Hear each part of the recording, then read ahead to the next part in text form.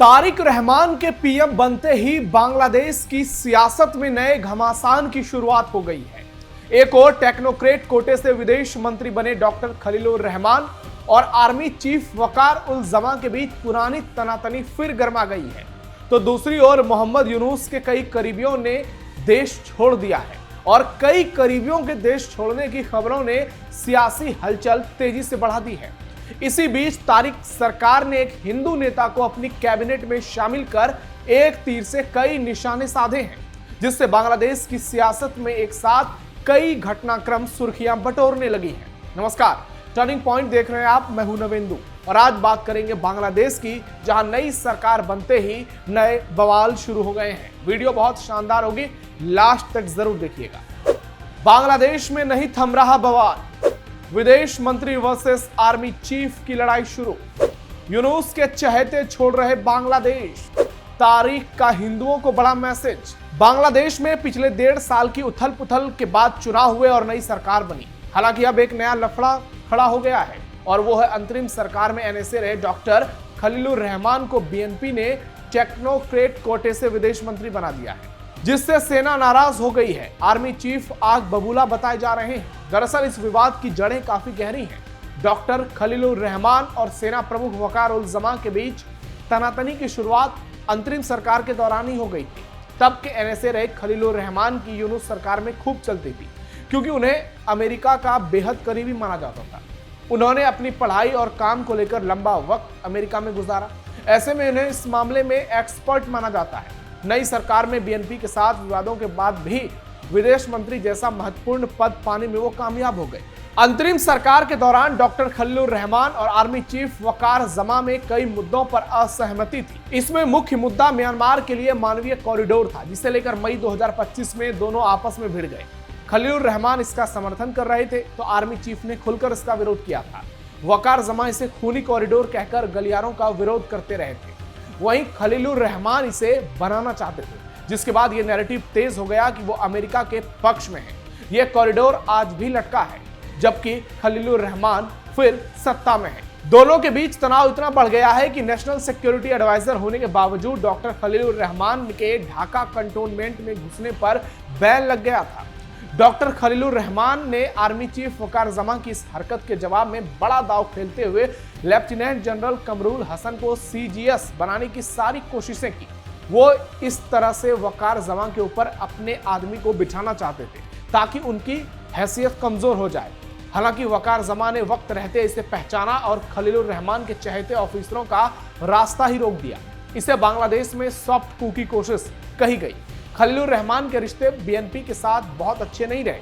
BNP उन्हें लंबे समय तक अमेरिका में रहने की वजह से अमेरिकी कहती है, लेकिन उन्होंने साफ कर दिया कि वो बांग्लादेशी हैं। वहीं इस मामले पर तारिक रहमान का नाम घसीटते हुए खलीलुर रहमान के समर्थक कह रहे हैं कि तारिक रहमान भी कई साल तक विदेश में रहे हैं, तो उन्हें भी आप अमेरिकी कह सकते हैं। हालांकि इतना सब कुछ होने के बाद भी बीएनपी की सरकार में वे विदेश मंत्री जैसा अहम पद पा चुके हैं और ये बहुत बड़ी बात है।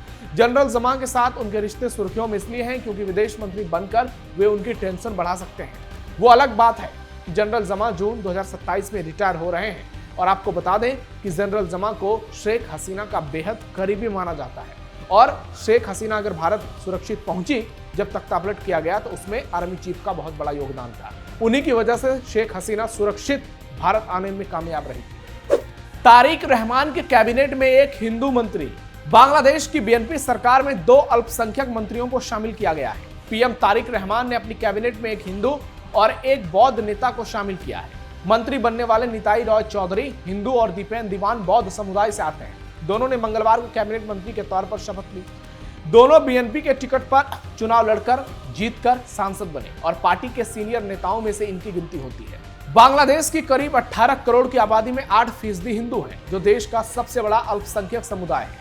बांग्लादेश नेशनलिस्ट पार्टी के नेता निताई रॉय चौधरी ने पश्चिमी मगुरा चुनाव क्षेत्र से जमात इस्लामी के उम्मीदवार को बड़े अंतर से हराकर जीत हासिल की। रॉय बीएनपी स्टैंडिंग कमेटी के सदस्य हैं। चौधरी बीएनपी के वाइस प्रेसिडेंट और टॉप लीडरशिप के लिए सीनियर सलाहकार और रणनीतिकार भी हैं। निताई रॉय चौधरी को संस्कृति मंत्रालय दिया गया है।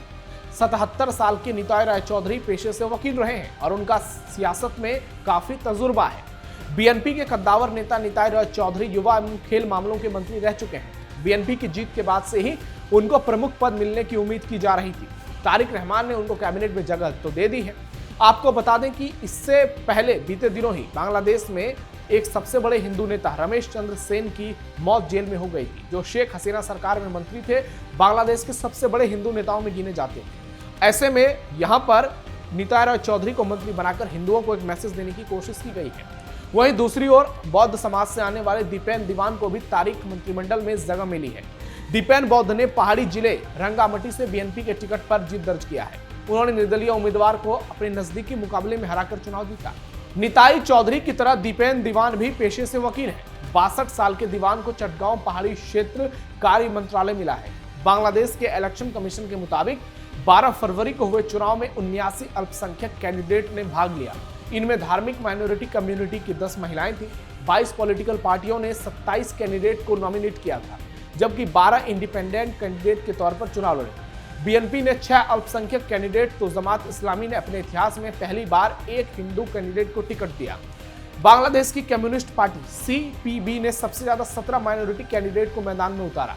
इसके बाद लेफ्ट विंग बांग्लादेशी साम्यवादी दल बीएसडी ने 8 माइनॉरिटी कैंडिडेट, बांग्लादेशी माइनॉरिटी जनता पार्टी बीएमजेपी ने 8 कैंडिडेट और लेफ्ट विंग बांग्लादेश समाजवादी दल बीएसओडी ने 7 कैंडिडेट को टिकट दिया।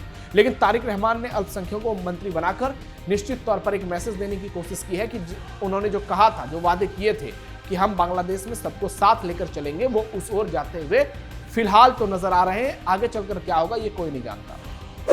बांग्लादेश छोड़ भाग रहे मोहम्मद यूनुस के समर्थक। बांग्लादेश में तारिक रहमान के प्रधानमंत्री बनते ही यूनुस गैंग में अफरा तफरी मची हुई है। खबर आई है कि अब तक अंतरिम सरकार चला रहे मोहम्मद यूनुस के कई करीबी देश छोड़कर फरार हो चुके हैं और कई लोग ऐसा करने की फिराक में हैं। इसे लेकर सवाल उठ रहे हैं कि आखिर ऐसा क्यों हो रहा है। शेख हसीना की सरकार को भ्रष्टाचार के नाम पर सत्ता से बेदखल करने वाले आज देश छोड़कर क्यों भाग रहे हैं।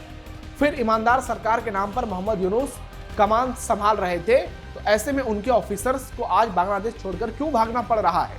सवाल लाजमी है कि उनकी ईमानदारी सरकार के सलाहकार को देश छोड़कर क्यों भागनी पड़ रही है। क्या ईमानदारी पर कोई शक है। ढाका से निकलने वाले देश के सबसे बड़े अखबार द डेली स्टार ने एक खबर में मोहम्मद यूनुस के करीबी सलाहकार फैज अहमद तैयब का नाम लेते हुए लिखा था कि उन्होंने जर्मनी के लिए फ्लाइट बुकिंग कराई। अखबार की हेडिंग भी काफी चर्चा में रही, जिसने इसे सरप्राइज डिपार्चर लिखा। तैयब अब तक मोहम्मद यूनुस के सलाहकार थे और वो उन्हें इंटरनेशनल क्राइम ट्राइब्यूनल और टेलीकम्युनिकेशंस के मामले में मदद कर रहे थे। हालांकि इसे लेकर बांग्लादेश के जानकार आश्चर्य नहीं जता रहे। उनका कहना है कि हम तो महीनों पहले ही कह रहे थे कि यूनुस के करीबी देश से बाहर निकालने का, भागने का रास्ता खोज रहे हैं। यही नहीं, सोमवार की शाम को एनसीपी के सीनियर लीडर नसीरुद्दीन पटवारी ने भी मोहम्मद यूनुस के सलाहकारों के देश से निकलने का रास्ता खोजने की बात कही और कहा कि इसकी जांच होनी चाहिए। पटवारी ने कहा, हमने सुना है कि बहुत से सलाहकार सेफ एग्जिट की तलाश में हैं। हम देश के लोगों और खुद सलाहकारों से अपील करते हैं कि सेफ एग्जिट से कम एक बार अपनी संपत्तियों की पूरी जानकारी दे दें। आप जनता को बताएं कि अपने कार्यकाल में आपने देश के लिए क्या किया है।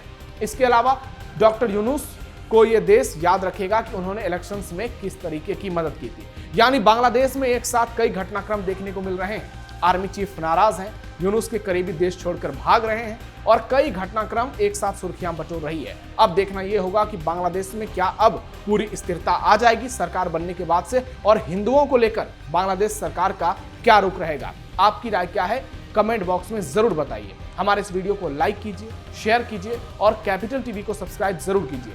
फिलहाल के लिए इतना ही। आप सावधान रहिए, अलर्ट रहिए और अपने आप पर, अपने आसपास पैनी नजर रखिए। धन्यवाद।